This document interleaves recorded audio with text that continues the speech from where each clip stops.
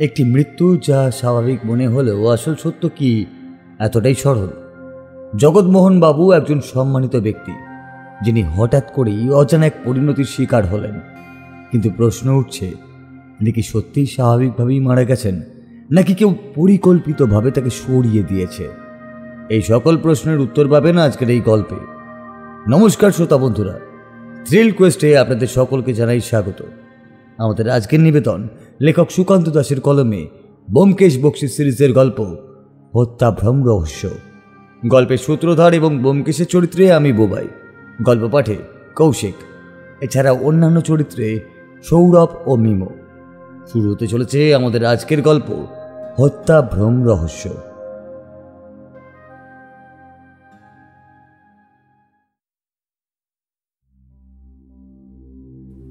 ভদ্রলোক অনেকক্ষণ চুপচাপ ছিলেন, যেন নিজের কথা গুছিয়ে নিতে পারছিলেন না।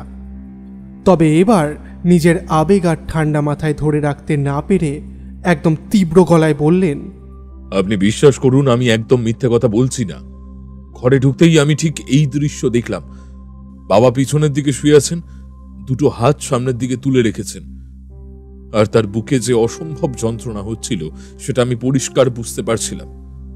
কিন্তু তার মুখ থেকে কোনো শব্দ বের হচ্ছিল না, শুধু ওই একটি ব্যাপার ছাড়া। তাহলে আপনি বলছেন যে আপনার বাবা সেই যন্ত্রণার মধ্যে কিছু বলতে পারছিলেন না, তবুও আপনি যখন তাকে জিজ্ঞাসা করেছিলেন তিনি কেবল সেই শব্দটি উচ্চারণ করতে পেরেছিলেন, সেটা আপনি পুরোপুরি বুঝতে পারেননি, তাই তো?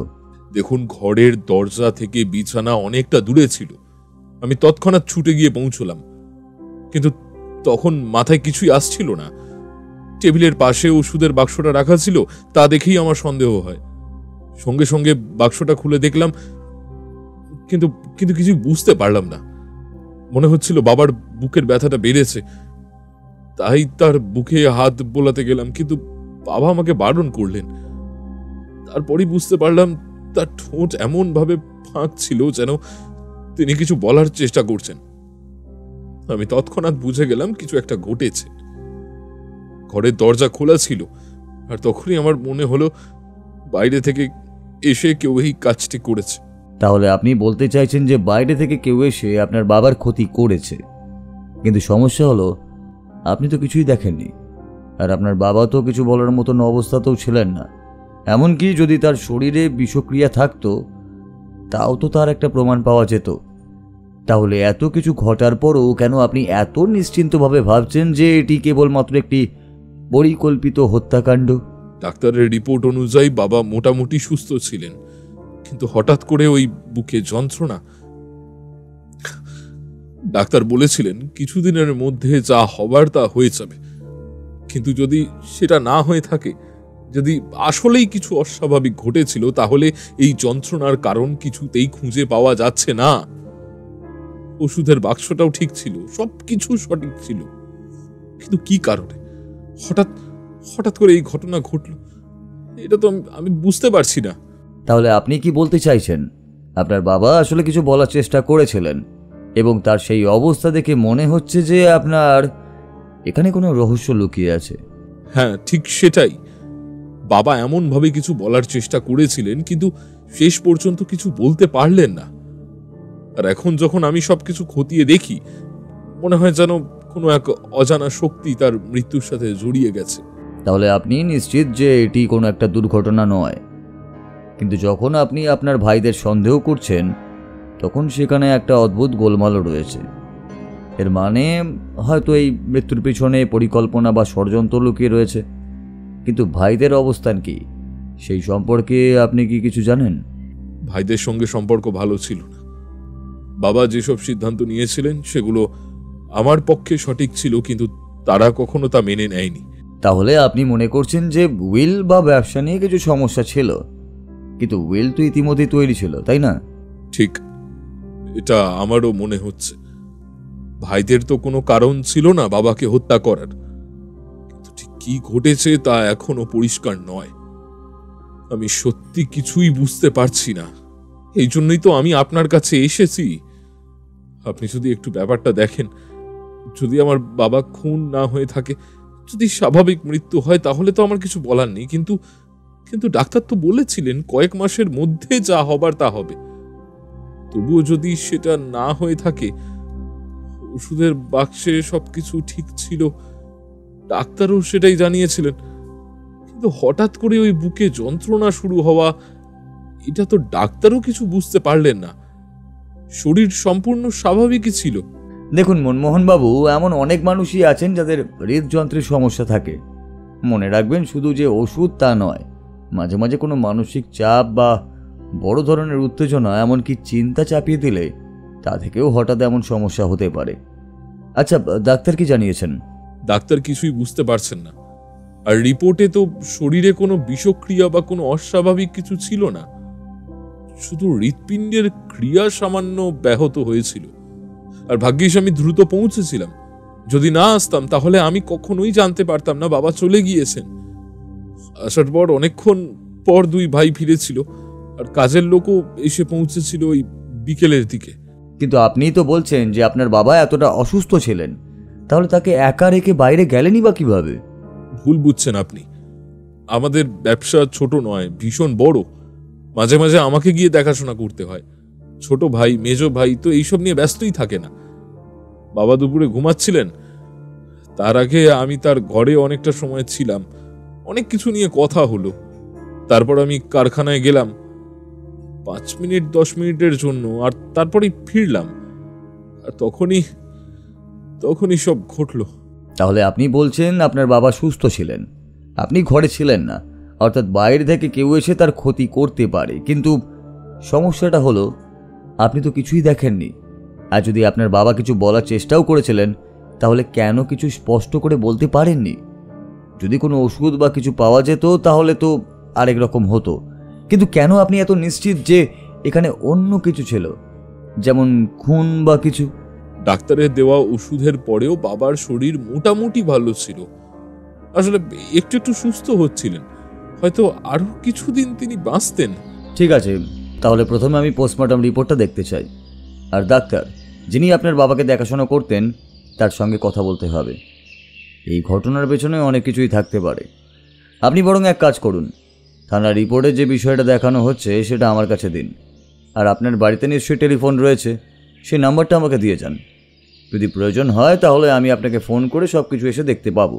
ভদ্রলোক খাতায় সমস্ত কিছু লিখে দিয়ে তার ঠিকানা আর ফোন নাম্বার একবার আরও জানিয়ে চলে গেলেন। লোকটা চলে যাওয়ার পর ব্যোমকেশ দুহাতে নিজের মুখ চাপা দিয়ে গভীরভাবে চিন্তা করতে লাগলো। ভদ্রলোকের গলায় সোনার চেন আর হাতে দামি ঘড়ি, এটা পরিষ্কারভাবে দেখা যাচ্ছে যে সে একজন শৌখিন মানুষ। ভদ্রলোকের অবস্থা বেশ ভালো। তার বাবার মৃত্যুর পর সম্ভবত উইলের সম্পত্তি আর ব্যবসা থেকে যে পরিমাণ অর্থ আসবে তা খুব কম নয়। ঠিক সেই কারণেই তো সন্দেহটা তিনজনের ওপরেই একসাথে ঝুলছে। ছোট ছেলে, মেজ ছেলে সবাই হয়তো উইলের বাটোয়ারা নিয়ে সন্তুষ্ট ছিল না, কিন্তু পুরোপুরি সন্দেহ মুছতে পারছি না। কিন্তু ভদ্রলোক তো নিজে এসে আমাদের কাছে বলেছেন, তাহলে তাকে কেন সন্দেহের তালিকা থেকে বাদ দেওয়া যাবে না? দেখো, উনি নিজেই এসে আমাদেরকে জানালেন সব। তাহলে প্রথমত আমাদের মনে হতে পারে যে উনি সন্দেহের তালিকায় নেই। কিন্তু আসল ব্যাপার হলো ওই উইলটা ঠিক কতটা তৈরি হয়েছিল সেটাই গুরুত্বপূর্ণ। যদি সম্পূর্ণ প্রস্তুত হয়ে গিয়ে থাকে তাহলে তাকে সন্দেহ করা যায়, আর যদি সেটা তৈরি না হয়ে থাকে তাহলে তাকে সন্দেহ করার কোনো প্রকৃত কারণ থাকছে না। তবে একটা বিষয় পরিষ্কার, বাবা মানে জগৎমোহন হালদার মৃত্যুর আগে আসলে কি বলতে চেয়েছিলেন সেটা ওনারা কেউই বুঝতে পারেননি। মনমোহন বাবুর কথা মতো বাবা ঠোঁট ফাঁক করে কিছু একটা বলার চেষ্টা করেছিলেন। হয়তো সুজয় কিংবা কুণালের নাম বলার চেষ্টা করেছিলেন, কিন্তু কি বলবেন সেটা পরিষ্কার হয়নি। ঠিক সেটাই তো আমাদের বার করতে হবে। আসলে দুটো ভাইয়ের নামও এমনভাবে যে উচ্চারণ করতে গেলে ঠোঁটের গঠন প্রায় একই রকম। এটা একটা গুরুত্বপূর্ণ ক্লু। তাহলে কি করতে যাচ্ছ? প্রথমে আমি পুলিশের কাছে যাই, তাদের থেকে জানা দরকার যে পোস্টমর্টম রিপোর্ট কি বলছে, কারণ সেটা থেকেই আমাদের অনেক কিছু জানতে হবে। যদি কোনো অস্বাভাবিকতা থাকে তবে সে বিষয়টা আলাদা, তারপর পরবর্তী পদক্ষেপ কী হবে সেটা না হয় তখনই ভাবা যাবে। সেদিন দুপুরের দিকে মনমোহনবাবুর এলাকার থানায় গিয়েছিলাম।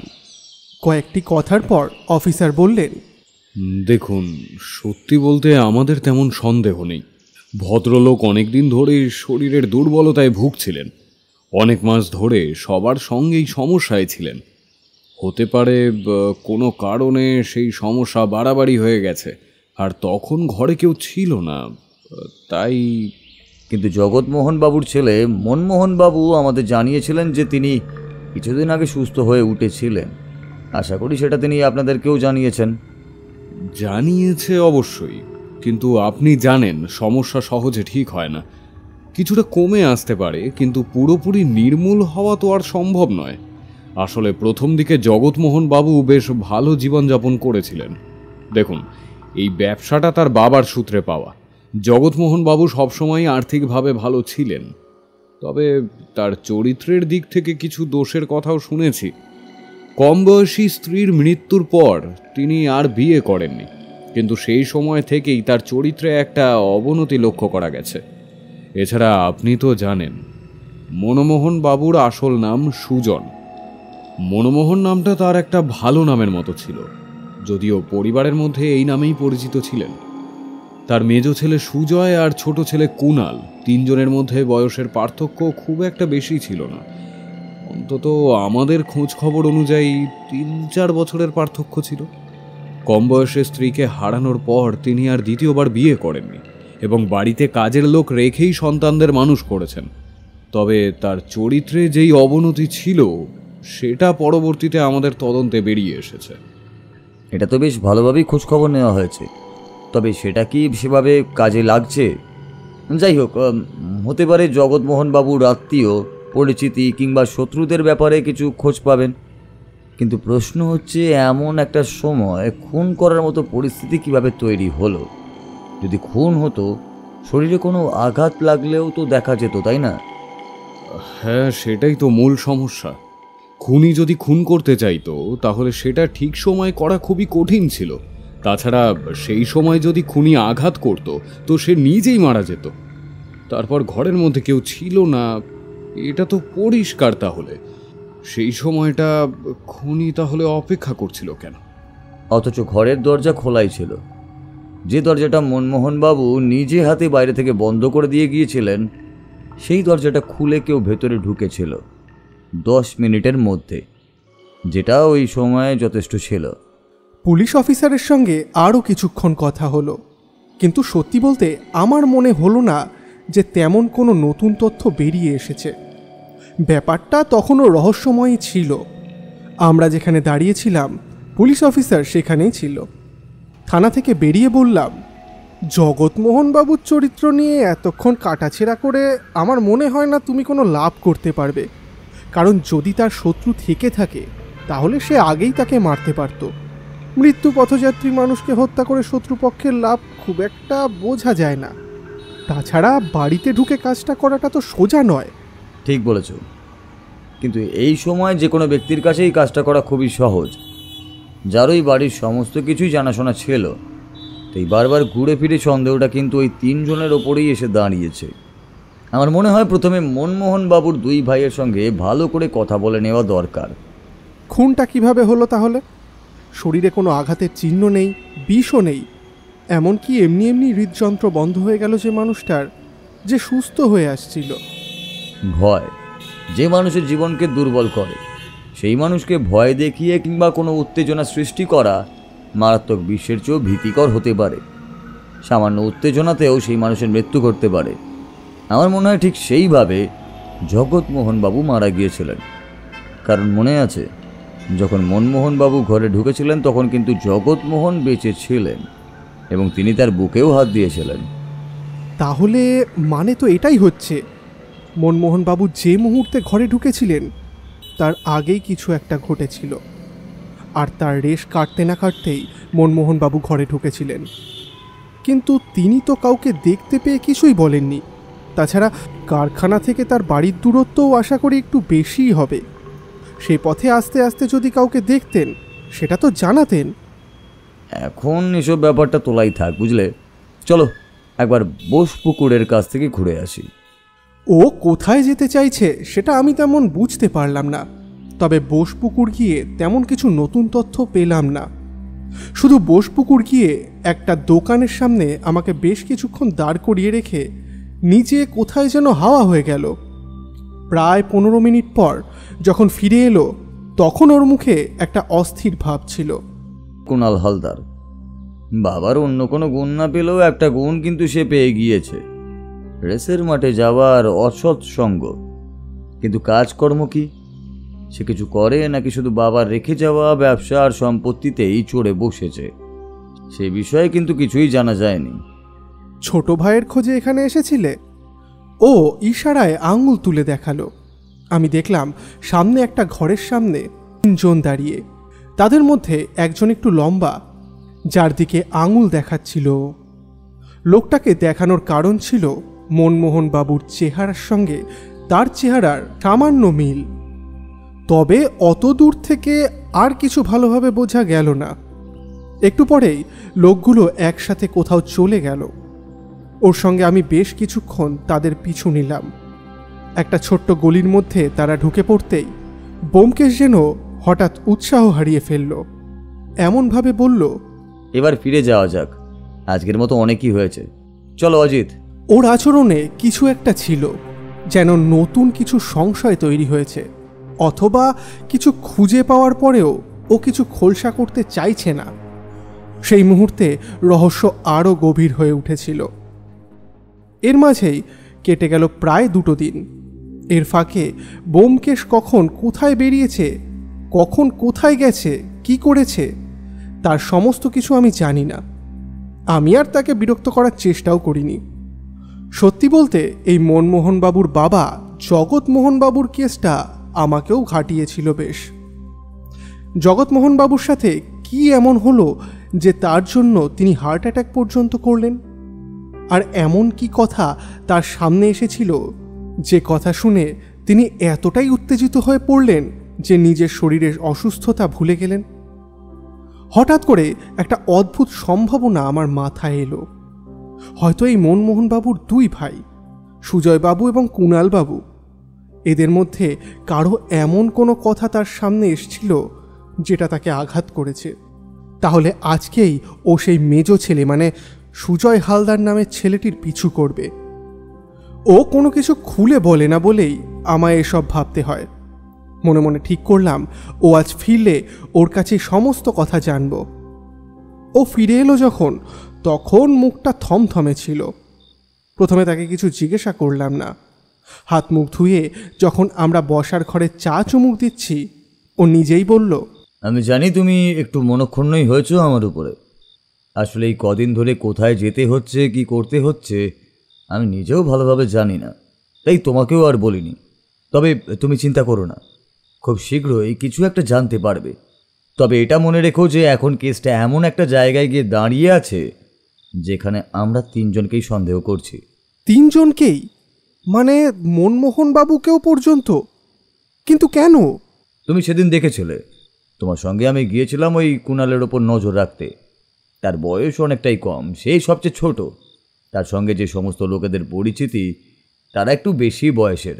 তারা কেউই মানে সমাজের চোখে খুব ভালো লোক নন। ঘোড় দৌড়ের মাঠে যাওয়া, তারপর আরও অনেক রকমেরই নেশার সঙ্গে সে যুক্ত রয়েছে। ব্যবসা বলতে তেমন কিছুই নেই, তবে ব্যবসা করার চেষ্টায় আছে। সে চেষ্টা করতে গিয়েও এর আগেই বেশ কিছু টাকা ডুবিয়েছে। এখন আবার কোনো একটা ব্যবসার পরিকল্পনা করছে। এক্ষেত্রে তার প্রয়োজন টাকা। তার বাবা জগৎমোহনবাবু উইল করে ব্যবসার সমস্তটুকু দিয়ে যাচ্ছেন মনমোহনবাবুর হাতে। এবার মনমোহনবাবু যদি সেখান থেকে আলাদা কোনো টাকা কুণালকে না দেন, তাহলে কুণাল সেই টাকা দাবি করতে পারে না। মাসে মাসে যে টাকা তাদের জন্য বরাদ্দ হয়েছে সে টাকায় তাদের বেশ ভালোভাবেই কেটে যাবে।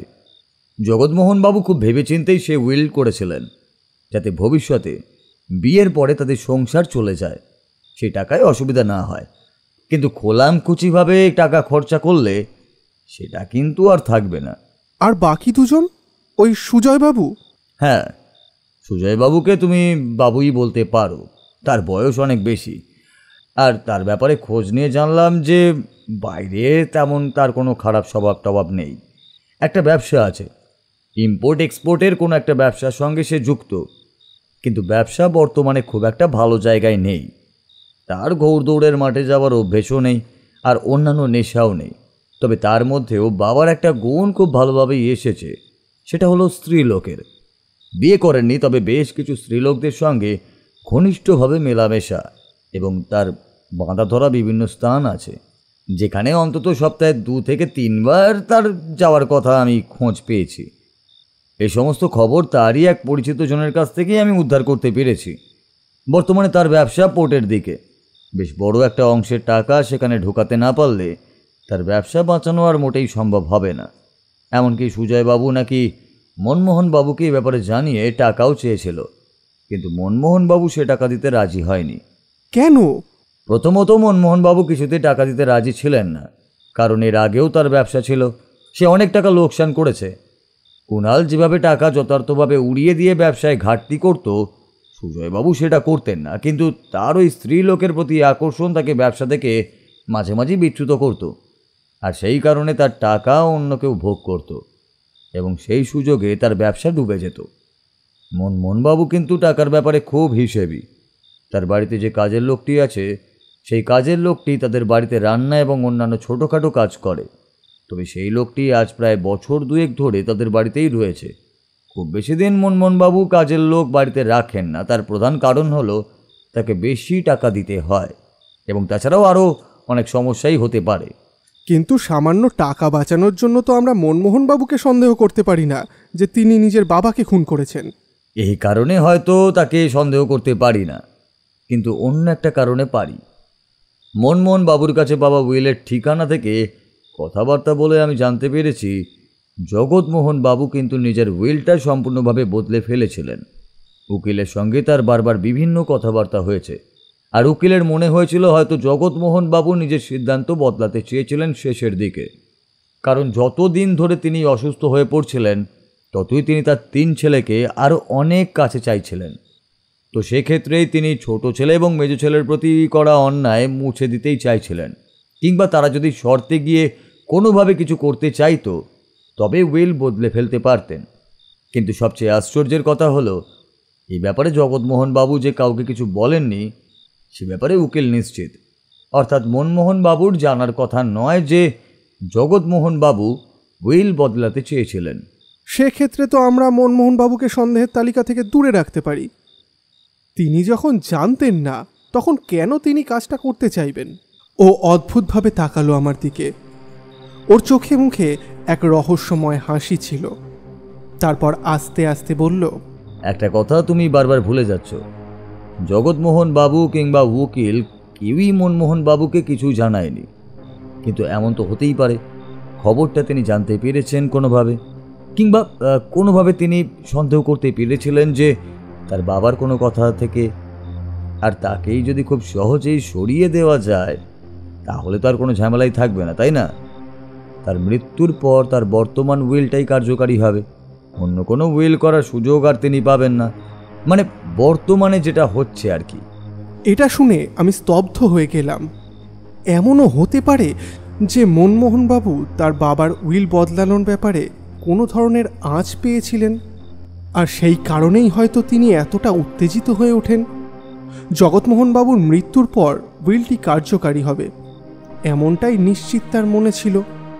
বললাম, তাহলে তার বাবার উইল বদলানোর ব্যাপারে কিছু জানতে পেরেও মনমোহনবাবু কি সত্যিই নিজের বাবাকে হত্যা করতে পারেন? যদিও এখনো পর্যন্ত পুরোপুরি নিশ্চিত কিছু বলা যাচ্ছে না, তবে মনমোহন বাবুর আচরণ, তার বাবার সাথে সম্পর্কের জটিলতা আর তার চারপাশের পরিস্থিতি সবকিছুই এটাকে আরো সন্দেহজনক করে তুলছে। তার উপর সে যদি জানতো যে তার বাবা উইল বদলাতে চেয়েছিলেন, সেই কাজের জন্য কিন্তু তার মানসিক প্রস্তুতিই থাকতে পারে। যদি তার জীবনে কোনো ক্ষতি বা ঝামেলা থাকতো তবে এই মৃত্যু তার জন্য সুযোগ হতে পারে। তার মানে তুমি 3 জনের ক্ষেত্রেই মোটিভ খুঁজে বার করতে পেরেছো এবং সেই মোটিভের ওপরে সন্দেহ করতে পারছো। কিন্তু আমার মনে হচ্ছে তোমার সন্দেহটা আসলেই অলীক। তোমার ধারণা কি বলো তো? তোমার কি মনে হয় ওই জগৎমোহন বাবুর মৃত্যুর ব্যাপারে? একটু শুনি। দেখো, অনেক ভাবনা চিন্তা করে আমি একটা ধারণা বের করেছি। মনমোহনবাবু জানিয়েছেন তিনি মৃত্যুর আগে ছুটে গিয়েছিলেন তার বাবার কাছে, কিন্তু তিনি একবারও জিজ্ঞাসা করেননি কে তার ক্ষতি করেছে। সেই মুহূর্তে মনমোহন বাবুর মাথায় এ কথা আসার কথাও ছিল না যে কেউ জগৎবাবুকে খুন করেছে। বিশেষ করে যে মানুষ হৃদযন্ত্রের সমস্যায় ভুগছিলেন, তার যে কোনো সময়ে যা কিছু হতে পারে। এ মুহূর্তে জগৎমোহন বাবুর মুখ থেকে বেরিয়ে আসে একটা কথার আদ্যক্ষর, যেটা আসলে সুখ নাকি কু সেটা বোঝা যায় না। সেটা যদি মনমোহনবাবু ভালোভাবে শুনতেন তাহলে হয়তো তার কাছে বিষয়টা পরিষ্কার হয়ে যেত, কিন্তু মনমোহনবাবু সেটার ওপর নির্ভর করে তিনি অন্য কাউকে খুন করেছেন এমন কথা কিভাবে বলতে পারেন, বিশেষ করে খুনের কোনো প্রমাণ না থাকলে। খুনের একটা মাত্র প্রমাণ আছে। খুনের প্রমাণ হলো এই দরজাটা। মনমোহন বাবু যখন ঘর থেকে বাইরে গিয়েছিলেন সেই সময় ঘরের দরজা বাইরে থেকে বন্ধ ছিল, কিন্তু যখন মনমোহন বাবু ঘরে ফিরে আসেন তখন দরজাটা খোলা ছিল। জগৎমোহন বাবুর পক্ষে বিছানা থেকে উঠে দরজা খুলে দেওয়া সম্ভব নয়। এখন যদি মনমোহন বাবু মিথ্যে কথা না বলে থাকেন তাহলে এই দরজাটাই হলো খুনের আসল প্রমাণ। আর জগৎমোহন বাবুর ডাক্তার কিন্তু আমাদেরকে ঠিক একই কথা বলেছেন। এই মুহূর্তে জগৎমোহন বাবুর এমন কোনো শারীরিক কন্ডিশনে ছিলেন না যে বাইরে থেকে প্রচণ্ড আঘাত খাবার মতো সিচুয়েশনে তাকে পড়তে হতে পারে। আমি কিছুই বুঝতে পারছিলাম না। ও আবার বলল, ব্যাপারটা এমন নয় যে আমরা যাদের কথা বারবার ভেবে চলেছি তারাই খুনি। তাদের বাইরে এমন কেউ আছে যে আসলে কাজটা করেছে, কিন্তু তার অ্যালিবাই এবং তার বিরুদ্ধে প্রমাণ না থাকার জন্য সে সবার চোখের আড়াল থেকে বাইরেই রয়েছে। তুমি এর মধ্যে জগৎমোহন বাবুর বাড়ি গিয়েছিলে? জায়গাটা দেখেছ? বিশেষ করে তার কারখানাটা? না, ওখানে কালকে যাব। তাছাড়া কাল একবার পুলিশ অফিসার বাড়িতে আসবেন, তখনই তুমি, আমি আর পুলিশ অফিসার মিলে একসাথে কারখানাটা দেখে এবং বাড়ির আশপাশটাও দেখে নেব। আসলে এই দুটো দিন মনমোহনবাবু এবং তার দুই ভাইয়ের উপর নজর রাখতে গিয়েই কেটে গিয়েছিল। আচ্ছা, আজকের মতো এখানেই থাক। কাল সকালে বেরিয়ে আগে ওদিকটা ঘুরে আসি, তারপর না হয় ভাবা যাবে।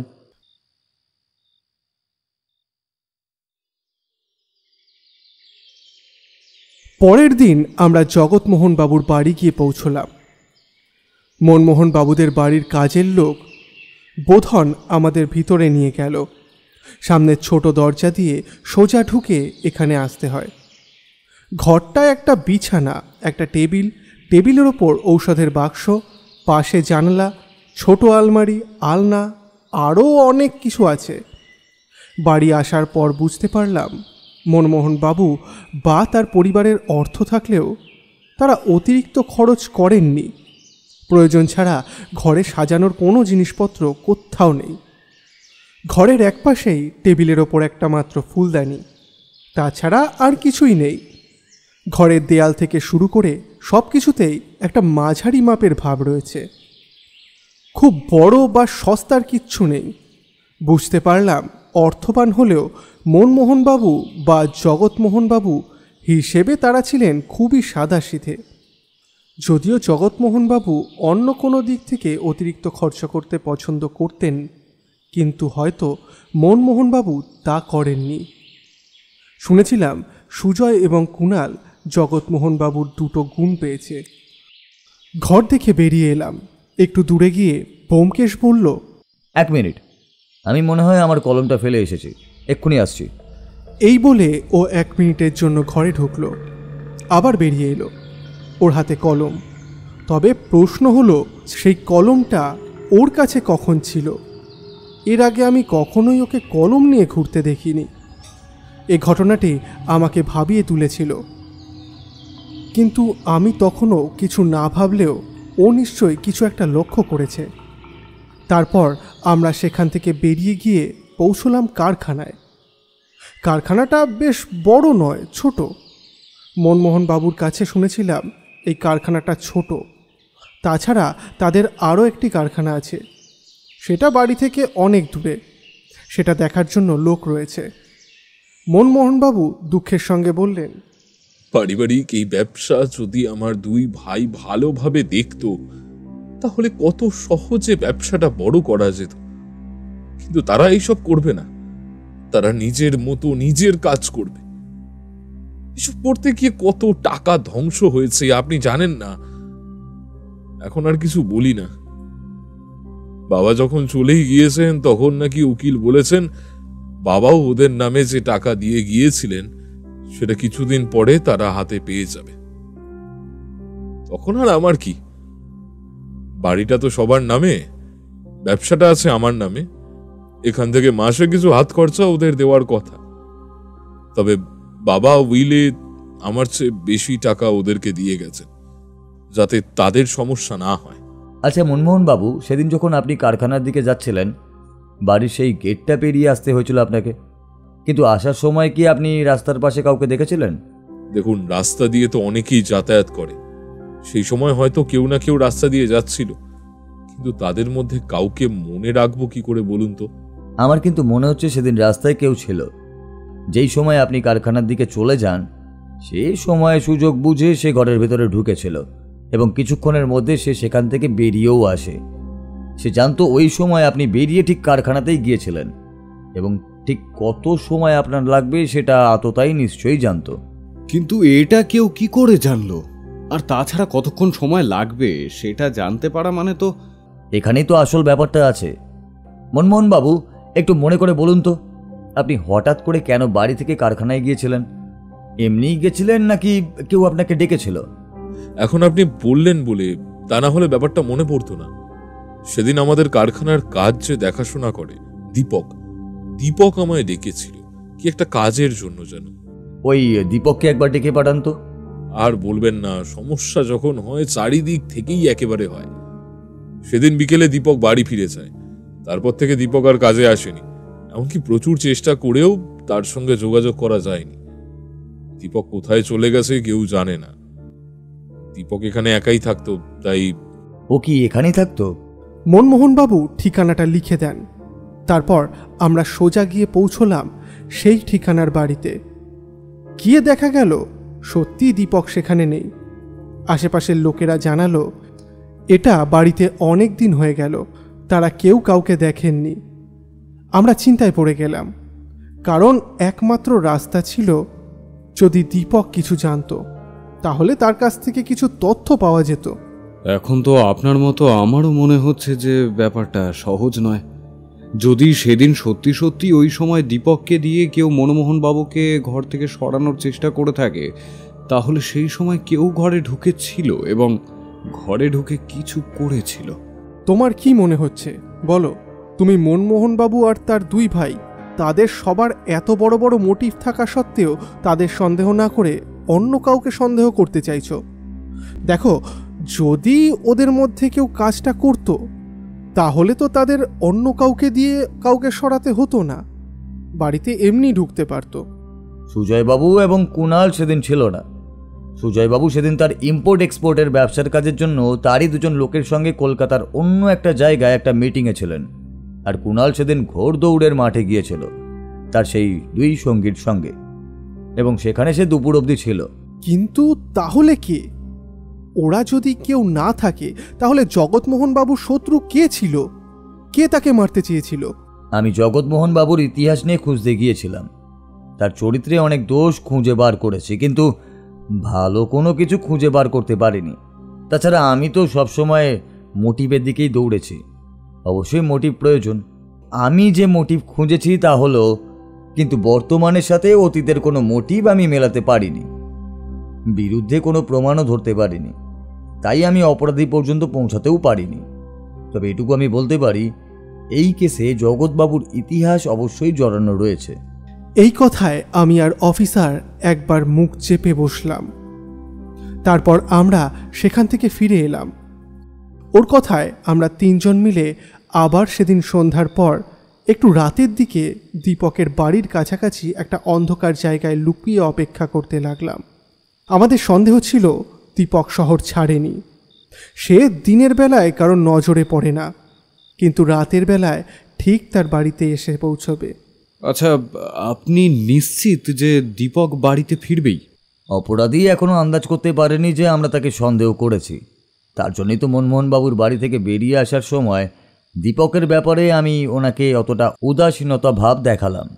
মনে পড়ল মনমোহন বাবুর বাড়ির থেকে বাইরে আসার সময় ও বলেছিল, আপনি হয়তো ঠিকই বলেছেন, আমি অতিরিক্ত ভাবছি। ব্যাপারটা হয়তো সত্যি হৃদযন্ত্রের ক্রিয়া বন্ধের জন্যই হয়েছে, আর এই দীপকের ব্যাপারটা হয়তো কাকতালীয় কোনো কাজেই তাকে দেশের বাড়ি যেতে হয়েছে, আপনাকে বলার সুযোগ হয়তো পাইনি। আপনি যে কি ভাবছেন সেটাই আমি বুঝতে পারছি না।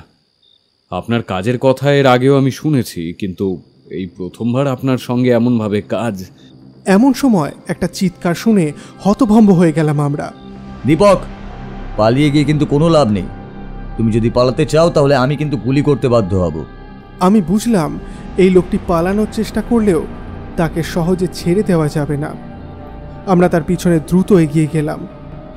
লোকটি সোজা বড় রাস্তা ধরেনি, সে অদৃশ্য হয়ে গেল ছোট এক গলিতে। সেখানে জানলা বা আলো ছিল না। একটুও হাল ছেড়ে না দিয়ে শান্ত ও ঠান্ডা মাথায় চলতে থাকলেন। আমি অনুসরণ করছিলাম, কিন্তু আমাদের সবটা পর্যবেক্ষণ করে চলতে হচ্ছিল। কিছুক্ষণ পরেই একটা তীক্ষ্ণ শব্দ শুনতে পেলাম। লোকটি কোথাও পড়ে গেছে বা বাধার মুখোমুখি হয়েছে। তখন অফিসারের কণ্ঠ শুনতে পেলাম। আপনারা চিন্তা করবেন না, আমি তাকে ধরতে পেরেছি, এখানে আসুন। আমরা একটু থমকে দাঁড়িয়ে গেলাম, তারপর দ্রুত অফিসারের দিকে এগিয়ে গেলাম। কিছু মুহূর্ত পরেই আমরা দেখতে পেলাম লোকটি হাতে ধরা পড়েছে। তার দৃষ্টি সোজা আমাদের দিকে, যেন সে জানে আর পালানোর কোনো সুযোগ নেই। তোমাকে বলেছিলাম না দীপক, পালিয়ে কোনো লাভ নেই। তুমি নিশ্চয়ই কিছু জানো, তাই পালাচ্ছিলে। লোকটি নিঃশব্দে মাথা নিচু করে বলল, হ্যাঁ জানি। এটা ছিল সেই মুহূর্ত যেখানে সব কিছু পরিষ্কার হয়ে গেল। দীপক হলো সেই ব্যক্তি যে জগৎমোহনবাবুর রহস্যের মূল চাবিকাঠি। তার পালানোর চেষ্টা ছিল তার অপরাধের প্রমাণ। এবার দীপকের মুখ থেকে বেরিয়ে আসবে সেই সব গোপন তথ্য, যা হয়তো দীর্ঘ সময় ধরে লুকিয়েছিল। দীপক, এখন তুমি সব বলবে। আমি জানি তুমি জানো কে ছিল এই হত্যার পিছনে। দীপক ভয়ে কাঁপতে কাঁপতে একটা দীর্ঘশ্বাস ছাড়ল। তার মুখে তখন এক ধরনের দ্বিধা ছিল।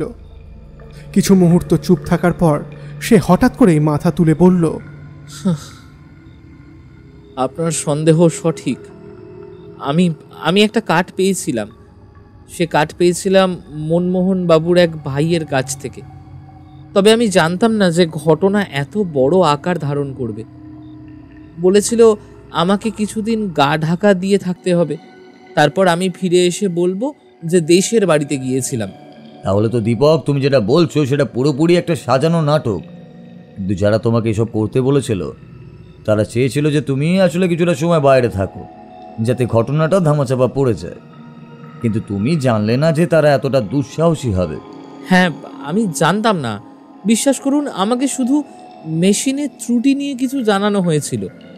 সে সময় তো শুধু মনমোহন বাবুকে বাইরে নিয়ে আসার জন্য বলেছিল। কিন্তু আমি জানতাম না যে যে হত্যাকাণ্ডের মধ্যে আমি জড়িয়ে যাব। তুমি কি ভেবেছিলে যে কোনো কিছু ঘটলে তুমি শুধু আড়ালেই থাকবে? কিন্তু কেউ তো নিশ্চয়ই তোমাকে কিছু বলেছিল, সেই তোমাকে নির্দেশ দিয়েছিল, তোমাকে এটা করতেও বলেছিল। তার পেছনে তো একটা বড় উদ্দেশ্য ছিল, তাই না? হ্যাঁ, আমি জানি না। আমি জানতাম না তারা কি করতে চেয়েছিল। শুধু আমায় বলা হয়েছিল 1 সপ্তাহ গা ঢাকা দিয়ে থাকো, সব ঠিক হয়ে যাবে। এখন মনে হচ্ছিল দীপক নিজের বিপদ থেকে মুক্তি পেতে চেষ্টা করছে। তবে কিছু কিছু কথা তার কথা দিয়ে স্পষ্ট হয়ে যাচ্ছিল যে দীপক আসলে পুরো ঘটনা জানত, কিন্তু সেই ভয় এবং বিপদের কারণে অনেক কিছু বলেছিল। তোমার ভিতরে ভয় ছিল দীপক, তবে তুমি ঠিক জানলে না যে কি হবে। কিন্তু এখন সময় এসেছে দীপক, তুমি আমাদের জানাবে কে তোমাকে এই কাজে ঠেলে দিয়েছিল। আমি জানি না, কিন্তু আমি জানি একটাই কথা, ওরা ছিল জগৎমোহন বাবুর 2 ভাই। তাহলে আপনি বুঝে ফেলেছেন? আপনি কি বলতে চান? আমার বাবা জগৎমোহন বাবুর মৃত্যুর পেছনে কার হাত ছিল? বলুন, প্লিজ প্লিজ বলুন। এমনিতে তীব্র উত্তেজনার জন্য মনমোহন বাবুর কণ্ঠে একটু বিচলন ফুটে উঠছিল। ধরতে পেরেছি, তবে তার আগে আপনাদের বাবা জগৎমোহন বাবুর একটা ইতিহাসের কথা বলা প্রয়োজন রয়েছে। তাহলে বলুন, আপনি কি জানেন? আপনি নিশ্চয়ই জানেন আপনার পৈতৃক বাড়ি বা দেশের বাড়ি ছিল বারহাট্টা বলে একটা গ্রামে, বাঁকুড়ার কাছেই। সেই গ্রামে আপনি কখনো যাননি, কিন্তু আপনার বাবা নিশ্চয়ই সেই গ্রামের কথা আপনাকে বলেছিলেন, তাই তো? হ্যাঁ, শুনেছি। আসলে মায়ের মৃত্যুর সময় আমরা ওই গ্রামেই ছিলাম। তখন আমি ছিলাম মাত্র 10 বছর। এরপর আমাদের এখানে চলে আসা হয় এবং তারপর কখনো সেই গ্রামে ফেরার সুযোগ হয়নি। আপনি হয়তো জানেন যে আপনার মায়ের মৃত্যুর পর অনেকেই সন্দেহ করেছিলেন। কিছু মানুষ বলেছিল সেটা আত্মহত্যা, আবার কিছু মানুষের ধারণা ছিল সেটা খুন। হঠাৎ করেই আপনার বাবা আপনাদের 3 জনকে নিয়ে বারহাট্টা থেকে কলকাতায় চলে আসেন। এই পরিবর্তনের পেছনে একটা কারণ ছিল। আসলে আপনার বাবার চরিত্রে কিছু সমস্যা ছিল, যেটা আপনি নিজেও জানেন, এবং এখানে আসার পরেও সেটা আরও বেড়ে যায়। মনমোহন বাবুর মুখে একটা অস্বস্তি ছড়িয়ে পড়ে। সেই সময় বারহাট্টা গ্রামে পুলিশের আধিপত্য তেমন ছিল না, তাই আপনার বাবা সব কিছু ঢেকে দিয়ে আপনার মায়ের আত্মহত্যার ঘটনা বানিয়েছিলেন। সেই সময় টাকা পয়সাও কম ছিল না, ফলে এটাও সম্ভব ছিল। কিন্তু সবচেয়ে বড় ব্যাপার ছিল, বারহাট্টা গ্রামের মতো জায়গায় পুলিশের প্রভাব তেমন ছিল না। তিনি পুরো ঘটনার মোড় ঘুরিয়ে আপনাদের নিয়ে কলকাতায় চলে আসেন। আপনি জানেন কি, আপনার ছোটবেলাতে আপনাদের দেখাশোনা করতো একজন মহিলা। তার নাম কি আপনি জানেন? মনমোহন কিছুক্ষণ চুপ করে থাকে, যেন অতীতেরই সেই যন্ত্রণাদায়ক স্মৃতিগুলো মাথার মধ্যে ফিরে আসছে। এরপর একটু অগোছালোভাবে বলে ওঠেন, মহিলা? হ্যাঁ হ্যাঁ, মনে পড়েছে। নাম ছিল মঞ্জু বেগম। সে ছিল আমাদের বাড়ির একমাত্র কাজের লোক, কিন্তু সে কোথায় গেল জানি না। আমরা এখানে এসে সবাই তো আর সেই মানুষটাকে মনে রাখলাম না। মঞ্জু বেগম মনে হয় কিছুটা জানতো, আর তার নামই হলো এই গল্পের সবচেয়ে গুরুত্বপূর্ণ অংশ। কারণ যার পরিচয় গোপন রাখা হয়েছিল, সেই মহিলার জীবন থেকে হয়তো অনেক কিছু ছিনিয়ে নেওয়া হয়েছিল। সেই মঞ্জু বেগমের ভাই ছিল বোধন। বোধন সব কিছুই জানতো, কিন্তু আসল সত্যি তো আপনি জানেন। জগৎমোহন বাবু আর আপনার সম্পর্কের মধ্যেও ছিল অনেক জটিলতা। 2 বছর আগে যখন আপনি কাজের লোকের জন্য হন্যে হয়ে খোঁজ করছিলেন, তখন বোধন নিজেই আপনার কাছে এসেছিল। অল্প টাকায় কাজ করতে চেয়েছিল যাতে তাকে কাজে রাখেন। আমি খোঁজ নিয়ে দেখেছি সম্প্রতি বোধন অসুস্থ ছিল এবং তাকে গ্রামে ফিরে যেতে হবে। তার আগেই ও কাজটা শেষ করে গিয়েছে। কি তাই তো বোধন? আমরা হঠাৎ দেখলাম মনমোহন বাবুদের বাড়ির কাজের লোক বোধন সেখানে এসে দাঁড়িয়েছে। অফিসার ওনাকে ধরে রেখেছেন। হ্যাঁ, আমি যা করেছি সেটাই সঠিক ছিল। হ্যাঁ, আমার পরিবারটা একটা লোকের জন্য ছাড়খাড় হয়ে গিয়েছিল, কিন্তু আমি ঠিক করেছিলাম এই অন্যায়ের প্রতিশোধ আমি নেব। টাকা থাকলেই তারা সব কিছু কিনে নিতে পারে, কিন্তু কর্মের ফল তো সবাইকেই ভোগ করতে হয়। বেশ, কাজটা তো হয়ে গেছে মনমোহন বাবু। এখন আমরা এখান থেকে উঠি। বাকি কাজটা অফিসার নিজেই করতে পারবেন। আমি আপনার সঙ্গে পরে না হয় আবার যোগাযোগ করব। আমরা বেরিয়ে এলাম। পথে নেমে আমি বললাম, কিন্তু সেই সময় ঘরে ঢোকার পর জগৎমোহন বাবু সু কিংবা কু কিছু বলার চেষ্টা করেছিলেন, সেটা কি ছিল? জগৎমোহন বাবু মৃত্যুর আগের মুহূর্তে নামটা ভুলে যাওয়ার চেষ্টা করছিল, কিন্তু তা পারছিল না। তার শরীরের প্রচণ্ড যন্ত্রণার জন্য তার মুখ থেকে শব্দ বেরোতে পারছিল না। তবে তার মুখের অভিব্যক্তি দেখে মনমোহন বাবু ভেবেছিলেন তিনি হয়তো সুজয় অথবা কুণালের কথা বলছেন। অর্থাৎ তার ফাঁক হওয়া মুখ থেকে শব্দটা সু আর কু, এই দুটি শব্দের মধ্যে বিভ্রান্তি ছিল। কিন্তু আসলে তিনি বোধন বলতে চাইছিলেন। উচ্চারণে বু, সু আর কু, এদের মধ্যে খুব একটা পার্থক্য নেই। আসলে মনমোহন বাবু বোধনকে বুধিন বলে ডাকতেন, এবং সেই থেকেই এই বিভ্রান্তি ঘটেছিল। আমি অবাক হয়ে গেলাম। সত্যি তো, ব্যাপারটা আমার মাথায় আসেনি। তার মানে সু আর কুয়ের রহস্য এইভাবে বোধনের মাধ্যমে সমাধান হয়ে গেল। এটা একটা চমৎকার মোড় ছিল। আমি ভাবছিলাম ব্যোমকেশের সূক্ষ্ম বিশ্লেষণ একেবারে ঠিক জায়গায় গিয়ে পৌঁছেছে।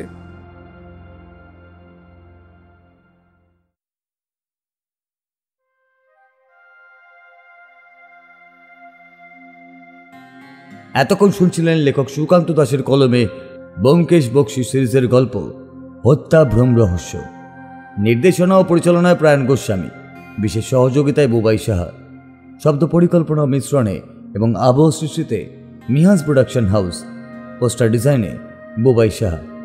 কেমন লাগলো আজকের গল্পটি? ভালো লাগলে অবশ্যই আমাদের সাবস্ক্রাইব করে আমাদের সাথে থাকুন এবং লাইক ও কমেন্টের মাধ্যমে আপনার মতামত জানান। এরকম গল্প যদি আরও শুনতে চান তাহলে প্লিজ আমাদের কমেন্টের মাধ্যমে জানান। দেখা হবে নতুন কোনো গল্পে। ততক্ষণের জন্য শুভরাত্রি। ভালো থাকবেন এবং সকলকে ভালো রাখবেন।